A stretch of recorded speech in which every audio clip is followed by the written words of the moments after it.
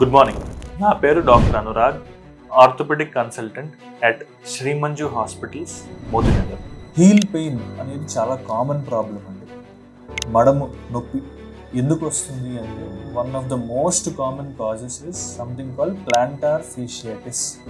దాని అర్థం ఏంటి అంటే ఇది మన హీల్ అనుకుంటే ఇక్కడ మనకు చిన్న బ్యాండ్ ఒకటి అటాచ్ అవుతుంది. అది ఏంటి మన ఫ్రంట్లో ఉండే ఆ ఫుట్ బోన్స్కి ఈ వెనక భాగం ఉండే మడంకి కనెక్షన్గా ఉంటుంది. ఈ ప్రాబ్లం మీకు ఉందా లేదా మీరు ఎట్లా తెలుసుకుంటారు అంటే పొద్దున్న లెగిసినాక మొట్టమొదటి అడుగైతే వేస్తారో కింద దానికి మీకు నొప్పి తీవ్రంగా ఉంటుంది. ప్లస్ ఇంకొకటి నడిచే కొద్దీ స్లోగా ఇంప్రూవ్మెంట్ వస్తుంది. సో ఈ ప్లాంటార్ ఫేషియాటిస్ అనే ప్రాబ్లమ్ మనకి చాలా వరకు సెల్ఫ్ లిమిటింగ్ ఇష్యూనే. ఎందుకు వస్తుంది అంటే మనకి muscles proper stretching, proper strengthening లేకపోవటం వల్ల వచ్చే ప్రాబ్లం.